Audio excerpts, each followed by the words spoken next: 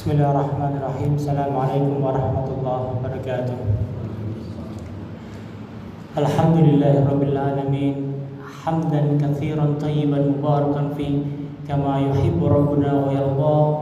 Asyhadu an la ilaha illallah wahdahu la syarika lah wa asyhadu anna Muhammadan abduhu wa rasuluhu la nabiyya wa la rasula ba'da. Allahumma shalli ala Muhammad wa ala alihi wa ashabihi ajma'in, amma ba'd. Hadirin salat subuh rahimani wa rahimakumullah wa ikum jami'an. Alhamdulillahirabbil alamin. Tidak henti-hentinya kita bersyukur kepada Allah Subhanahu wa taala atas kelimpahan rahmat dan nikmat yang terus Allah kucurkan kepada kita sekalian. Hingga pagi hari ini Allah masih izinkan kita sekalian untuk bangun pagi dalam keadaan sehat walafiat, untuk melangkahkan kaki kita menuju masjid ini dalam keadaan sehat walafiat, tidak kurang suatu apapun. Kemudian salawat dan salam semoga senantiasa tersurahkan kepada junjungan kita, suri tauladan kita, Nabi Allah Muhammad sallallahu alaihi wa ala alihi wasallam, beserta para keluarganya, para sahabat-sahabatnya dan para pengikutnya sampai yaumil kiamah nanti. Allahumma amin. Hadirin wa rahimakumullah wa iyyakum jami'an. Tidak ada azab yang lebih besar daripada seorang muslim kecuali hatinya Allah keraskan seperti batu dalam ingat kepada Allah Subhanahu wa taala. Orang yang hatinya sudah keras, dia akan sulit sekali menerima hidayah. Dia akan sulit sekali untuk melaksanakan ibadah-ibadah kepada Allah Subhanahu wa taala. Dan Allah ancam ini dalam Al-Qur'an Karim. Celakalah mereka orang-orang yang hatinya membatu, kata Allah, dalam ingat Allah Subhanahu wa taala, dan azab mereka teramat pedih, kata Allah. Hadirin wa rahimakumullah wa iyyakum jami'an. Jika kita merasa malas beribadah, kita enggan untuk pergi ke masjid, kita dengar azan pun juga sudah tidak ada rasanya sama sekali. Kita dengarkan baca Quran seperti nyanyian lagu-lagu biasa yang tidak ada maknanya sama sekali.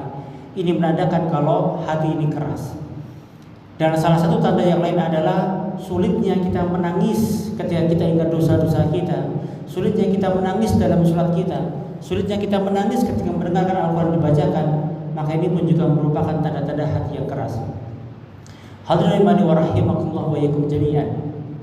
Padahal menangis di dalam Islam ini merupakan satu perkara yang sangat dituntunkan dan dianjurkan untuk kita lakukan ketika kita mengingat dosa-dosa kita dan kita minta Allah Subhanahu wa taala. Dan dicontohkan oleh Rasulullah SAW bagaimana ketika beliau sholat, kata Aisyah radhiyallahu anha, beliau mendengar suara gemuruh di dadanya Rasulullah SAW, dan itu adalah tangisannya Rasulullah SAW.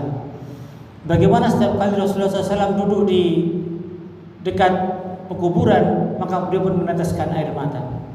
Bagaimana Umar bin Khattab radhiyallahu anhu, seorang yang sangat garang ketika di medan perang, seorang yang sangat keras sekali menegakkan kalimat tauhid, tapi ketika malam hari betapa terseduh-seduhnya beliau menangis di hadapan Allah Subhanahu wa taala.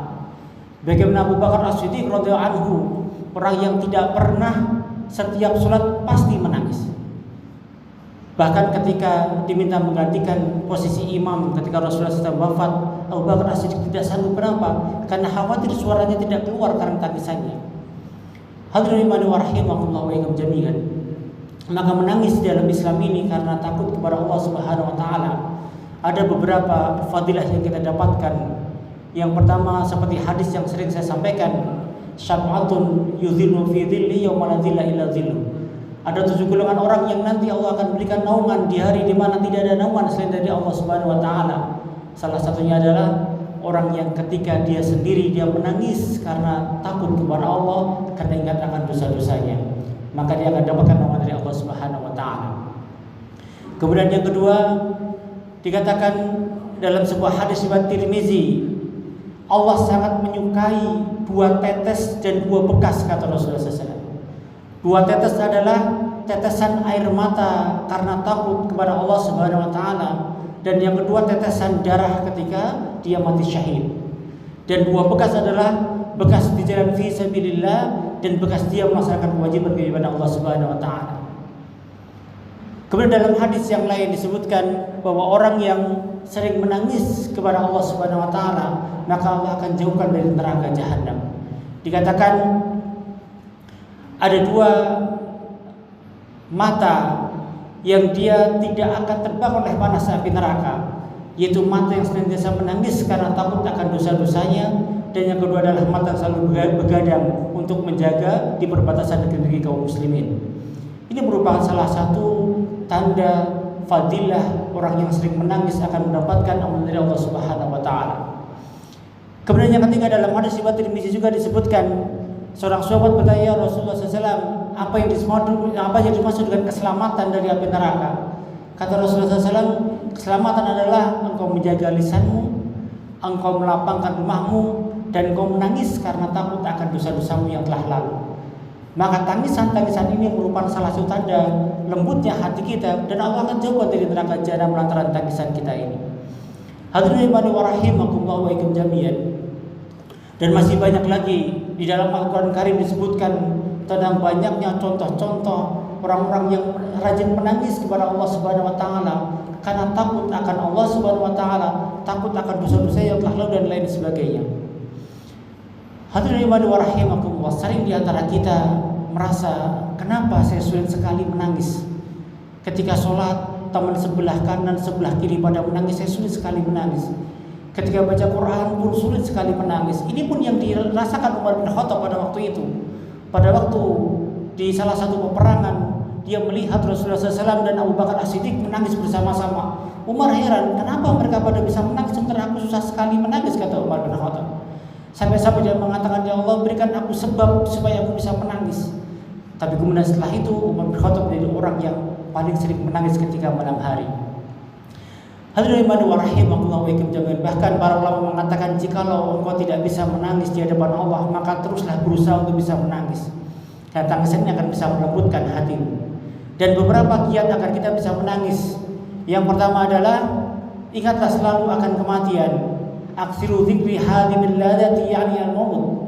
Orang yang cerdas adalah orang yang senantiasa mengingat kematian dan mempersiapkannya.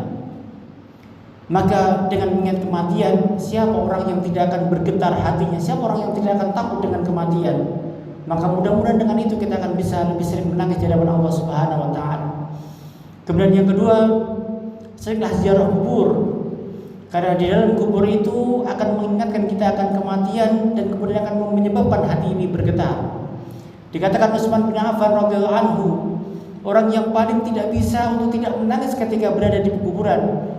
Bahkan dikatakan sampai jenggotnya basah karena air mata dan tubuhnya bergetar hingga kemudian dia pingsan setiap kali melewati kuburan. Ditanyakan, kenapa engkau seperti itu wahai Utsman bin Affan? Kata Utsman, aku mendengar dari Rasulullah SAW, tidak ada tempat yang paling mengerikan selain daripada alam barzah, alam kubur, kata Utsman bin Affan. Dikatakan alam kubur merupakan tempat pertama engkau singgah dan merupakan tanda daripada engkau nanti di surga ataupun di neraka. Jika engkau selamat di kubur, maka engkau akan selamat selanjutnya. Tapi jika engkau sudah tidak selamat di kubur, maka engkau tidak akan pernah selamat selanjutnya. Maka hadirin wa rahimakumullah wa ikum jami'an, karena itu ziarahlah kubur untuk mengingatkan kita kepada kematian dan membuat lembut hati ini. Kemudian yang ketiga, setelah mendengarkan Al-Quran, membaca Al-Quran, menghayati maknanya, ini pun akan menggetarkan hati kita. Dan kata Allah Subhanahu wa taala, salah satu tanda orang yang beriman adalah akan bergetar hatinya ketika disebut nama Allah dan akan bertambah imannya dengan dibacakan ayat Al-Quran Karim.